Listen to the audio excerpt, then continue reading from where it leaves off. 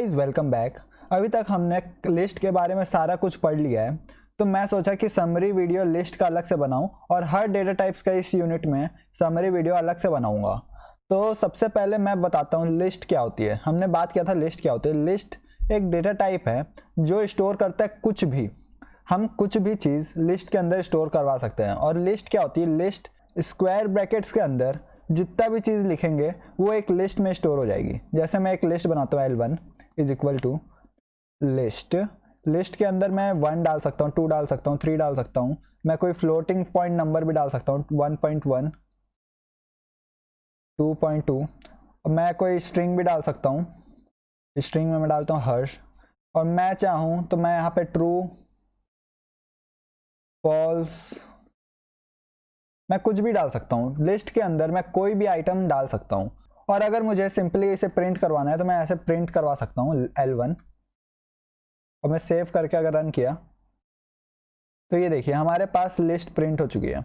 और अगर हमें डेटा टाइप चेक करना है कि हमारे L1 लिस्ट का डेटा टाइप क्या है, तो हम उसे टाइप फंक्शन से चेक कर सकते हैं। मैंने लिखा प्रिंट, प्रिंट के बाद मैं टाइप फंक्शन लगाता हूँ और उसके अंदर मैं डालूंगा L1। और मैं अगर सेव करके रन किया तो ये देखिए हमारा क्लास है लिस्ट। तो ऐसे हम लिस्ट को क्रिएट करते हैं। लिस्ट के अंदर हम कोई भी मॉडिफिकेशन भी कर सकते हैं। जैसे हम स्ट्रिंग के अंदर मॉडिफिकेशन नहीं कर सकते। अगर मान के चलिए हमारे पास स्ट्रिंग है, string s is equal to HARSH, तो मैं इसके ऊपर मॉडिफिकेशन नहीं कर सकता। आपको मैं ये बताना भूल गया था इस चैप्टर में, तो मैं सोचा कि इस वीडियो में बता दूं आपको। आप अगर इसमें s का 2 है r, तो r आप यहां चाहें तो आप प्रिंट करवा सकते हैं।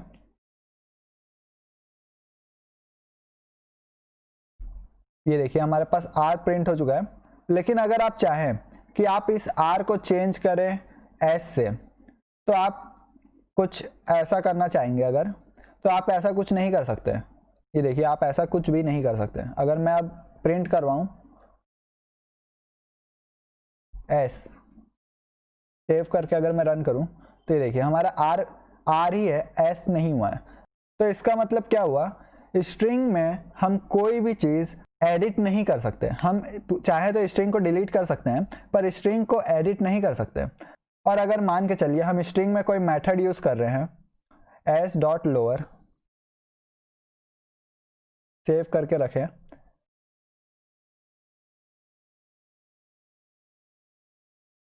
और अब मैं अगर इसे सेव करके रन करूं तो ये देखिए हमारे पास लोअर में प्रिंट हो चुकी है। लेकिन मैं अलग से अब प्रिंट करवाऊं प्रिंट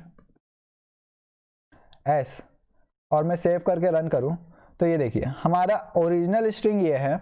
और ये जो स्ट्रिंग है, ये स्ट्रिंग इस लोअर मेथड ने किया है। लोअर मेथड ने स्ट्रिंग को चेंज नहीं किया है। लोअर मेथड ने बस उसको सिर्फ लोअर किया है आउटपुट के लिए। ओरिजिनल स्ट्रिंग में ये कोई भी चेंजेस नहीं हुआ है। तो मैं ये आपको बताना चाहता था, ये मैं आपको भूल गया था बताना। और अगर हम चाहें तो हम लिस्ट में कुछ भी कर सकते हैं। लिस्ट में हम अपेंड कर सकते हैं, डिलीट कर सकते हैं, हम कुछ भी कर सकते हैं। अब हम बात करते हैं कि अगर हमें कोई आइटम लिस्ट में ऐड करना है। जैसे हम एक ब्लैंक लिस्ट बनाते हैं L1 और उसको अभी हम ब्लैंक रखते हैं।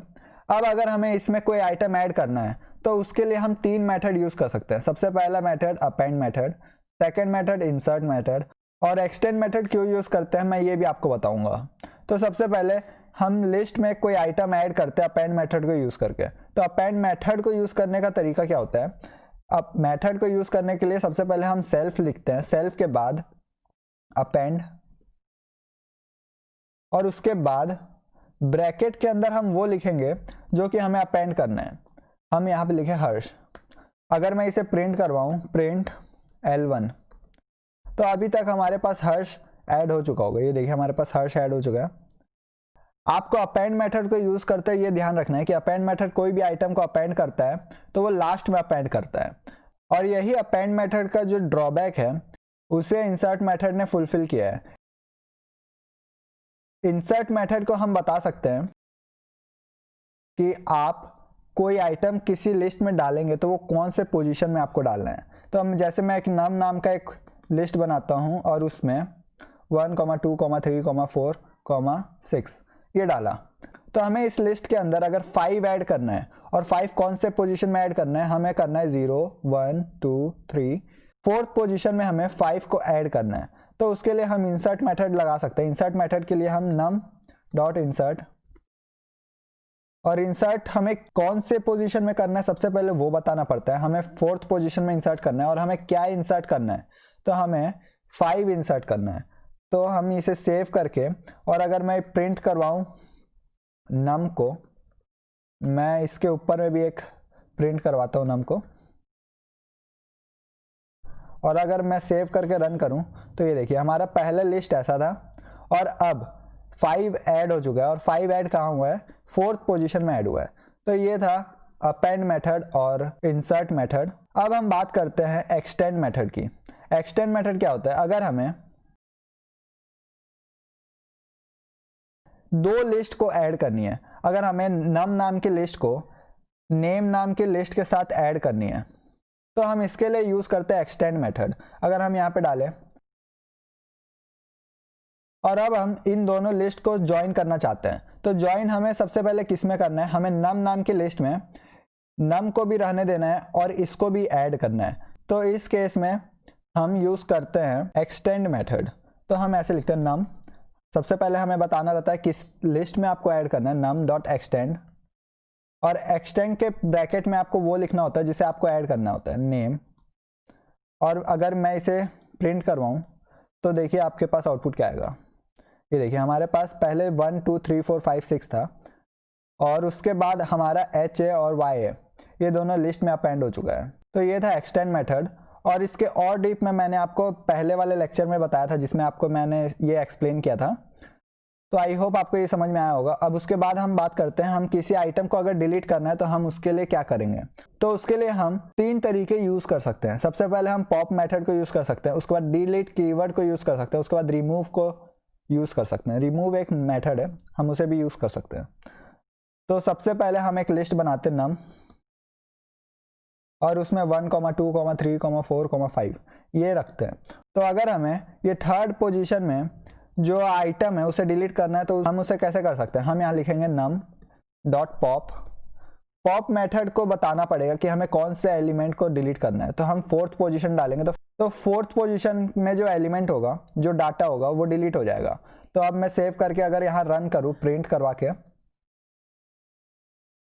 नम, और मैं पहले भी एक बार नम को प्रिंट करवाता हूँ, प्रिंट नम, और अब मैं अगर सेव करके इसे रन करूँ, पहले वाले में हमारे 5 प्रेजेंट था फोर्थ एलिमेंट में, और अब फोर्थ पोजीशन में हमारा कोई भी आइटम प्रेजेंट नहीं है क्योंकि पॉप मेथड ने उसे डिलीट कर दिया है। तो ये था पॉप मेथड। अब हम बात करते हैं डिलीट कीवर्ड की। डिलीट कीवर्ड क्या करता है, डिलीट कीवर्ड डायरेक्ट डिलीट कर देता है जो हम डिलीट करना चाहते हैं। जैसे हम डिलीट, और उसके बाद नम का फोर्थ पोजीशन में जो एलिमेंट है उसे डिलीट करना है। हम फिर से फोर्थ पोजीशन वाला डिलीट कर रहे हैं, और उसके बाद हम प्रिंट करवाएंगे प्रिंट नम, और अब मैं सेव करके अगर रन करूं तो ये देखिए हमारा फोर्थ पोजीशन वाला जो एलिमेंट था 5 वो डिलीट हो चुका है। तो हम ऐसे डिलीट कीवर्ड को यूज करते हैं। अब हम लास्ट मेथड के बारे में जानते हैं, रिमूव मेथड। अगर हमें ये पता नहीं कि हमें जो डिलीट करना है उसका लोकेशन हमें पता नहीं अगर, तो हम उसे कैसे डिलीट करेंगे। अगर मान के चलिए हमें इस वैल्यू को डिलीट करना है, ये 4 का वैल्यू को डिलीट करना है, लेकिन हमें पता नहीं है कि इसका इंडेक्स क्या है, तो हम उसके लिए यूज करते हैं रिमूव मेथड को। तो रिमूव मेथड को भी यूज करने का सेम तरीका है, नम डॉट रिमूव, और उसके बाद हमें बताना पड़ता है कि हमें किस चीज़ को रिमूव करना है। हमें यहाँ पे अगर 4 को रिमूव करना है तो हम 4 को रिमूव कर सकते हैं। हम यहाँ पे प्रिंट करवाते हैं प्रिंट नम, और मैं ये वाला नम को भी अनकमेंट करता हूँ, और ये देखिए सबसे पहले हमारे पास 4 था, अब हमारे पास 4 नहीं है। तो ये था कि हम कैसे किसी लिस्ट से कोई आइटम को डिलीट कर सकते हैं। आई होप आपको ये सब क्लियर हुआ होगा, और आपको ये पहले ही क्लियर हो गया होगा अगर आप पहले के लेक्चर्स लगाए हो तो। अब हम बात करते हैं लिस्ट में इन कीवर्ड की। हम लिस्ट में इन कीवर्ड को कैसे यूज करते हैं, उसके लिए भी मैं एक लिस्ट बनाता हूँ नम। नम के अंदर मैं 1 2 3 4 5 ये रखता हूँ। तो अगर हमें चेक करना है कि हमारा 4 इस लिस्ट में प्रेजेंट है या नहीं, तो उसके लिए हम इन कीवर्ड को यूज करते हैं। अगर हमें ये चेक करना है कि 4 प्रेजेंट है कि नहीं, तो उसके लिए हम इफ स्टेटमेंट लगाते हैं, इफ 4 इन num, और उसके बाद हम वो कोड लिखेंगे अगर वो प्रेजेंट हुआ तो हमें जो परफॉर्म करना है वो, तो प्रिंट 4 is present else पास। हम ये सिंपली लिखे, सिंपल सा कोड बनाए, और ये देखिए हमारा 4 इज प्रेजेंट आ रहा है। और अगर मैं यहाँ पे 4 की जगह और कुछ लिखूँ जो ये लिस्ट में प्रेजेंट ही ना हो, जैसे हम 100 लिखते हैं, ये लिस्ट में है ही नहीं, तो उसके बाद हमारे पास कोई भी आउटपुट नहीं आएगा क्योंकि हमारे पास स्टेटमेंट वर्क करेगा। तो हम ऐसे इन कीवर्ड को यूज़ करके पता लगा सकते हैं कि पर्टिकुलर आइटम लिस्ट में प्रेजेंट है या नहीं। तो आई होप आपको ये भी समझ में आ चुका होगा। अब हम बात करते हैं लूप्स के बारे में। अगर हमें लूप्स लगाना हो किसी लिस्ट में तो हम वो कैसे लगा सकते हैं। तो वापस से मैं नम नाम का लिस्ट बनाता हूँ और उसमें फिर से 1 2 3 4 5 ये सारे एलिमेंट्स को प्रिंट करवाना हो लाइन बाय लाइन, तो उसके लिए हम लूप्स को यूज़ करते हैं। तो लूप्स को यूज़ करने के लिए मैं फॉर लूप यूज़ करता हूँ, फॉर आई इन नम, और सिंपली मैं प्रिंट करवा दूंगा आई। और अब मैं अगर सेव करके इसे रन किया, और अब देखिए हमारे पास यहाँ पे आउटपुट आ चुका है 1 2 3 4 5 अलग अलग लाइन में।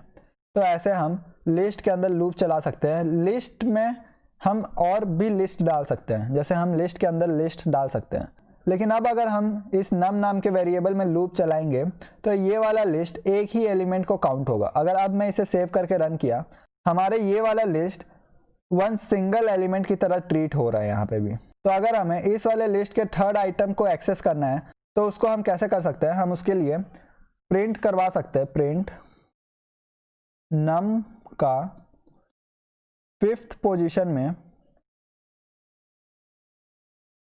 और कौन से एलिमेंट को, 5th पोजीशन के सेकंड एलिमेंट को। तो हम यहाँ पे 2 डालेंगे तो हमारे पास आउटपुट सेम टू सेम आएगा। तो ये देखिए हमारे पास 3 आउटपुट आ चुका है। सबसे पहले पाइथन नम का 5th एलिमेंट को एक्सेस करेगा। नम का 5th एलिमेंट क्या है, 0 1 2 3 4 और ये 5th। तो हमारा 5th एलिमेंट ये पूरा है, और अब उसके बाद सेकंड एलिमेंट को एक्सेस करेगा। तो यहाँ पे 0th 1st एंड सेकंड, ये सेकंड एलिमेंट है। तो हमारा यहाँ पे पाइथन 3 आउटपुट कर चुका है। तो ये था कि हम लूप्स को कैसे यूज़ कर सकते हैं लिस्ट में। हम लिस्ट को किसी फंक्शन में कैसे पास कर सकते हैं।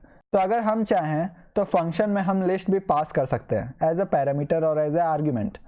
तो उसके लिए हम सिंपली एक वापस से नम नाम का लिस्ट बनाता हूँ, same to same list 1 2 3 4 5 okay. और सेम टू सेम लिस्ट को हमें पास करवाना है एक फंक्शन में, जो कि फंक्शन परफॉर्म करेगा इन सारों का नेगेटिव। मान के चलिए हमें इन सारों का नेगेटिव वैल्यू चाहिए, तो उसके लिए हम एक फंक्शन बनाते हैं, डिफाइन नेग, और ये फंक्शन में एक लिस्ट पास करते हैं, लिस्ट। अब हम यहाँ पे एम्प्टी लिस्ट डिफाइन करते हैं, एम्प्टी, और एम्प्टी लिस्ट में अभी कुछ भी नहीं डालते हैं। और अब हम यहाँ पे लूप चलाते हैं, for I in lst empty dot append. हम यहाँ पे अपेंड करवाते हैं। अपेंड क्या करवाएंगे हम, -i, हम -i अपेंड करवाएंगे, और हम सिंपली रिटर्न करवा देंगे em। तो अब इस फंक्शन को कॉल करते हैं नेगेटिव, और उसमें हम पास करते हैं नम, और हमने यहाँ पे रिटर्न यूज़ किया है तो हमें यहाँ पे प्रिंट करवाना पड़ेगा, प्रिंट। और मैं सेव करके अगर रन करूँ तो ये देखिए हमारा इनपुट था 1 2 3 4 5 और आउटपुट है -1 -2 -3 -4 -5। तो हम ऐसे किसी भी फंक्शन में एक लिस्ट को पास कर सकते हैं। तो आई होप आपको ये वीडियो समझ में आया होगा और आप लिस्ट के बारे में सारा कुछ जान चुके होंगे। तो thank you for watching this video and please like my video and subscribe to my channel for more quality content.